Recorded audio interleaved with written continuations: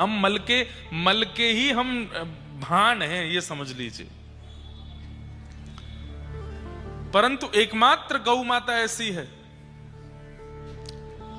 आप कितनी भी महंगी कालीन बिछा दीजिए, देवता के घर में पूजा करनी पड़ेगी तो आवाहन करना पड़ेगा, अक्षत छोड़ना पड़ेगा, देवता की मूर्ति प्रतिष्ठित करनी पड़ेगी।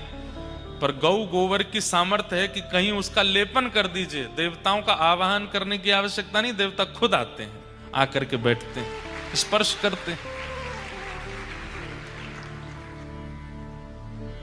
जिनका सबसे बड़ी विशेषता ही गौ माता की यह है कि जो उपस्थ इंद्रियों से प्रकट होने वाला मलमूत्र पूरे दुनिया का अपवित्र होता है, वो उनका परम पवित्र होता है।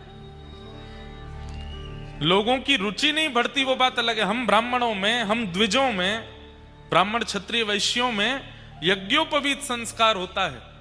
यज्ञोपवीत पहनने का तब तक अधिकार नहीं है जब तक हम पंचगव्य का सेवन ना कर लें। पंचगव्य में गोबर भी थोड़ा सा सेवन किया जाता है।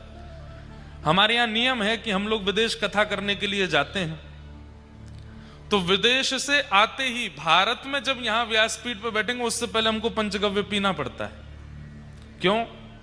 क्योंकि विदेश, वहां पर सामग्रियां शुद्ध नहीं है, पवित्र नहीं है, देसी गौ माता वहां पर नहीं है, उसका गौ गोबर घी नहीं है, और हम लोग कितने दिन वहां रह करके प्रवचन आदि करके आए हैं।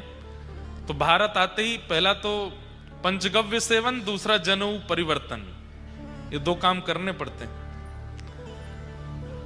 पर हम लोग कहते हैं कि विदेशों में गौ हत्या होती है, अब तो भारत में भी होने लगी, अब क्या करें।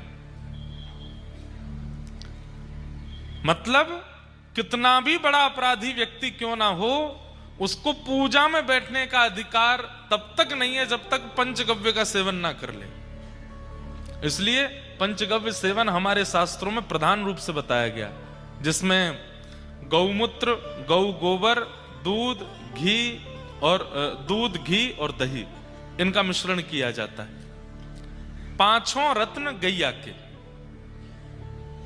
और उसका सेवन किया जाता है। थोड़ा सा दोने में लेकर के उसका सेवन करते हैं। उसके बाद आप इतने पवित्र हैं कि आपको ठाकुर जी भी स्पर्श कर सकते। अभी बद्रीनाथ में कथा हो रही थी, तो वहां एक संत हमको मिले,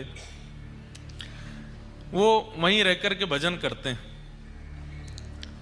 तो मैंने उनसे पूछा, एक बंधुआ एक नियम बनाइए, कभी भी किसी तीर्थ में जाओ, कभी भी किसी धाम में जाओ, आप अपने कोटा में भी रहते हो, संतों को ढूंढ ढूंढ करके